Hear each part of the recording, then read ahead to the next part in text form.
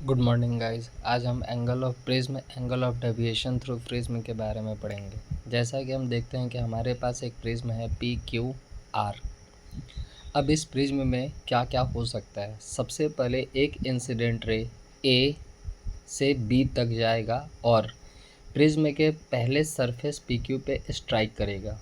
ये जो रे है ये ए बी, ये इंसिडेंट रे है। जब भी कोई रे किसी भी ऑब्जेक्ट के सरफेस पर स्ट्राइक करता है तो वहाँ पर एक परपेंडिकुलर क्रिएट हो रहा है जिसको हम लोग नॉर्मल बोलते हैं। यह पहला परपेंडिकुलर है, इसलिए हमने इसे N1 का नाम दिया। अब हम देख रहे हैं कि मेरा जो इंसिडेंट रे है वो रेयर मीडियम से डेंसर मीडियम की तरफ जा रहा है। तो अकॉर्डिंग टू रूल, जब भी कोई इंसिडेंट रे रेयर से डेंसर मीडियम की तरफ जाती है तो अवे फ्रॉम द नॉर्मल वो थोड़ा सा बैंड हो जाती है। यानी ए बी जो इंसिडेंट रे था वो सरफेस पी क्यू पर स्ट्राइक किया और यहाँ पर एक परपेंडिकुलर नॉर्मल बना। यहाँ से बी से लेकर सी तक जो रे है वो बिल्कुल डेंसर मीडियम में है, इसलिए वो बिल्कुल सीधी चलेगी बिना डेविएट हुए। एक सरफेस से दूसरे सरफेस सी तक पहुँची।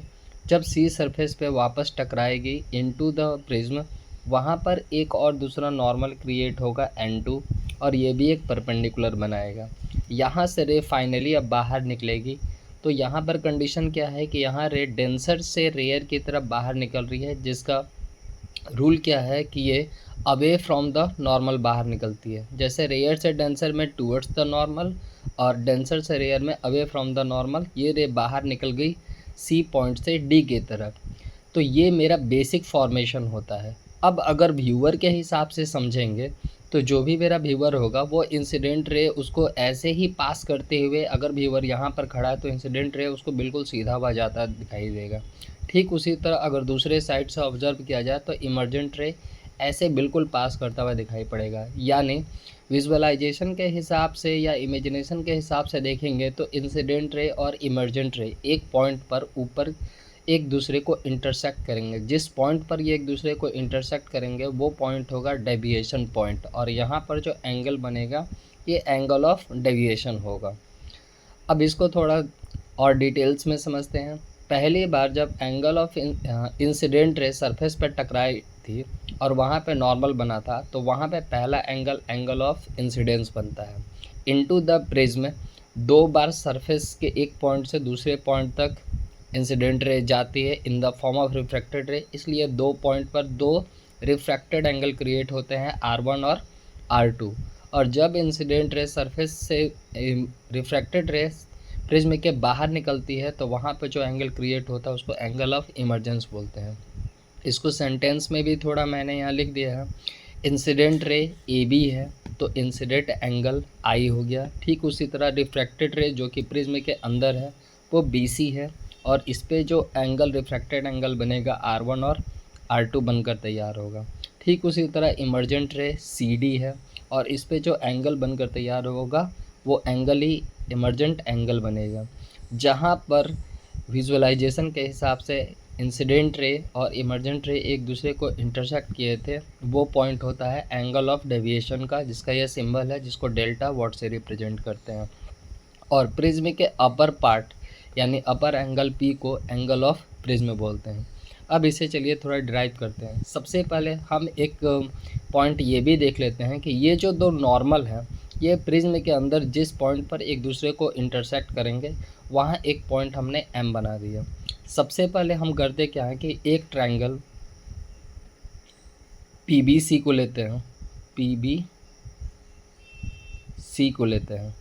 ठीक है, तो हम देखते हैं कि एंगल पी बी सी और एंगल पी सी बी दोनों के दोनों क्या है, परपेंडिकुलर जोन है, इसलिए दोनों का वैल्यू हो गया हमारा 90 डिग्री। एक दूसरे ट्रायंगल को उठाते हैं बी एम सी को। अब तो ये एक ट्रायंगल है जिसलिए angle B plus angle M plus angle C 180 degree होगा। एंगल बी मेरा फर्स्ट रिफ्रैक्टेड एंगल को रिप्रेजेंट कर रहा है, एंगल सी मेरा सेकेंड रिफ्रैक्टेड एंगल को रिप्रेजेंट कर रहा है। एंगल एम का तो वैल्यू हमको चाहिए। ये R1 R2 दो रिफ्रैक्टेड एंगल एक तरफ प्लस दूसरे तरफ जाकर माइनस होंगे। हमने इसमें माइनस कॉमन लिया जिसकी वजह से R1 प्लस R2 ब्रैकेट में आ गया। और फाइनली जहाँ पर इन नॉर्मल रे एक दूसरे को इंटरसेक्ट करके एंगल एम बनाए थे उसका वैल्यू 180 डिग्री माइनस ब्रैकेट के अंदर R1 प्लस R2 बन गया। अब फाइनली हम लोग देख रहे हैं कि एक प्रिज्म के अंदर PBMC एक क्वाड्रिलेटरल फॉर्म हो चुका है। तो यहाँ पर लिखते हैं from quadrilateral PBMC angle P plus angle B plus angle M plus angle C 360। Angle P के जगह एंगल P रहने दे रहे हैं। एंगल B को पहले हमने 90 डिग्री निकाला था। एंगल M अभी हमने 180 degree minus sum of refracted angle निकाला, और एंगल C भी मेरा परपेंडिकुलर नॉर्मल पे था, वो भी 90 डिग्री हो गया। 90 प्लस 180 प्लस 90 360 हो गए। R1 प्लस R2 तो ब्रैकेट के अंदर है, बाहर में माइनस है। हमें एंगल P चाहिए। एंगल P को हमने यहीं रहने दिया और बाकी सारे पार्ट को दूसरी तरफ शिफ्ट कर दिया। अब 360 कैंसिल हो गया, बचा मेरे पास R1 प्लस R2।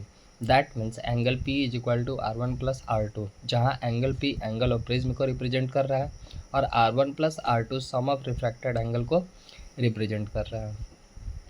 अब इसको थोड़ा हम लोग एंगल ऑफ डेविएशन के फॉर्म में भी समझते हैं। एंगल ऑफ डेविएशन क्या होता है? Incident angle minus first refracted angle plus emergent angle minus second refracted angle. Angle of incidence plus angle of emergence, refracted angle दोनों में माइनस है, माइनस हमने कॉमन लिया, R1 प्लस R2 बन गया। अब R1 plus R2 angle prism को represent कर रहा था, इसलिए R1 प्लस R2 की जगह डायरेक्ट हमने P लिख दिया।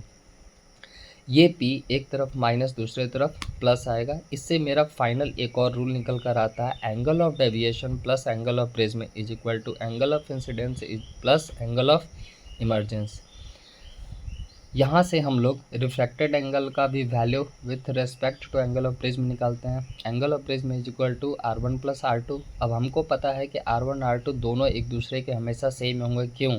क्योंकि मेरा R1 R2 एक ही मीडियम सिर्फ डेंसर में ही रहा है, जिसके वजह से ये दोनों का एंगल सेम होगा और दोनों डेविएट भी नहीं हो रहे हैं। तो R1 प्लस R2 को डायरेक्ट हम R प्लस R लिखेंगे। R प्लस R हमारा 2R बन जाएगा। ये 2 एक तरफ मल्टीप्लाई दूसरे तरफ डिवाइड हो जाएगा। इससे एक फॉर्मूला निकलता है, refracted angle is equal to angle of prism by 2। अब हम एक फाइनल वर्ड पढ़ते हैं जिसके 2 पार्ट हैं। पहला है मिनिमम डेविएशन। मिनिमम डेविएशन का फॉर्मूला क्या होता है? I plus I minus P। ये 2 I ये रिप्रेजेंट कर रहे हैं। पहला I रिप्रेजेंट कर रहा है एंगल ऑफ इंसिडेंस को, दूसरा I रिप्रेजेंट कर रहा है एंगल ऑफ इमर्जेंस को। हमने एंगल ऑफ इमर्जेंस के जगह एंगल ऑफ इंसिडेंस इसलिए लिखा है क्योंकि according to prism rule angle of incidence और एंगल ऑफ इमर्जेंस दोनों एक दूसरे के इक्वल होते हैं, बिकॉज वो दोनों के दोनों सेम रेयर मीडियम में होते हैं, इसलिए उनका एंगल सेम होता है। That's why I plus I 2I हो गया, यहाँ माइनस P हो गया। अगर हम यहाँ से एंगल ऑफ इंसिडेंस निकालते हैं तो P एक तरफ माइनस दूसरे तरफ प्लस चला गया, 2 एक तरफ मल्टीप्लाई दूसरे तरफ डिवाइड चला गया। अब फाइनली स्नेल्स लॉ का रिलेशन बनाते हैं। स्नेल्स लॉ का रिलेशन कहता है sine I by sine R, मतलब second medium by first medium का रिफ्रैक्टिव इंडेक्स। साइन लिखे, I के जगह हमने उसका पूरा वैल्यू बैठा दिया, फिर हमने अभी साइन लिखा, R के जगह हमने P/2 लिखा था, वो P/2 बैठा दिया, is equal to refractive index. तो ये finally angle of prism, angle of deviation, refractive index सारे के बीच का पूरा रिलेशन कंप्लीट होता है। Thank you.